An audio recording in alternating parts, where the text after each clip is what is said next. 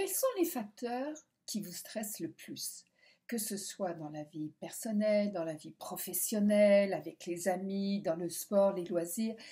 Ça dépend de chacun de nous, mais il y a des choses qui peuvent nous stresser, qui ne sont pas les mêmes que nos amis, nos voisins, etc.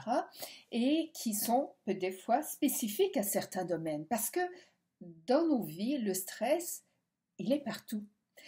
Il y a du bon stress, j'en ai déjà parlé, je vous invite à aller sur mon site pour voir c'est quoi le bon stress et en quoi il nous est utile, mais il y a aussi des stress qu'on se provoque nous-mêmes mentalement parce qu'on redoute une situation ou parce qu'on a procrastiné ou parce qu'on manque de confiance en soi ou parce qu'on s'est laissé atteindre par une réflexion plus ou moins bienveillante, pas dire malveillante, d'un collègue, d'une personne dans la rue et autres. Et donc, on peut le rencontrer à tout moment de notre vie, avec nos enfants, avec nos amis, avec les enseignants, les collègues. Ça multiplie, évidemment, les causes de stress.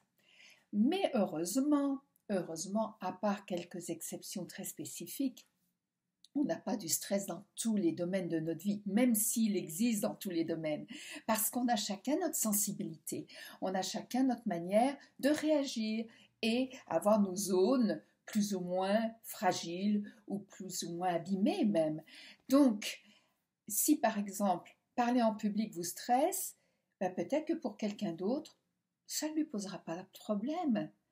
Mais pour cette autre personne, peut-être que de pouvoir garder un enfant en bas âge, pas savoir comment s'y prendre, ça va le stresser beaucoup, cette autre personne. Donc, voyez-vous, ça dépend vraiment de nos parcours, de nos personnalités, de nos vécus, mais aussi dans l'entourage, dans l'environnement dans lequel on est.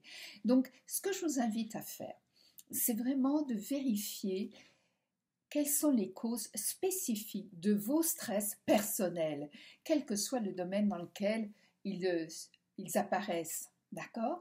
De façon à mieux savoir les cibler. Parce que tout au cours de ce mois, je vais vous parler évidemment des causes du stress, on en parle aujourd'hui, mais aussi des conséquences et aussi des solutions.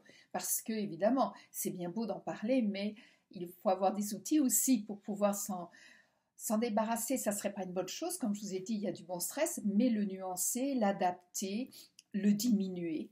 Donc, c'est pour ça que je vous invite à me suivre sur mes réseaux sociaux, Facebook, LinkedIn, Instagram, ainsi de suite, YouTube.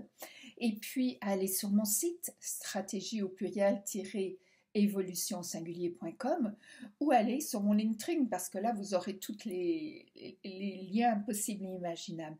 Parce que je publie chaque semaine des éléments d'information, de conseils et même des outils pour pouvoir vous aider par rapport à tout ça. Et le mois d'octobre, c'est le mois anti-stress. Donc, n'hésitez pas. Je vous dis à bientôt et je vous souhaite une excellente journée. Au revoir.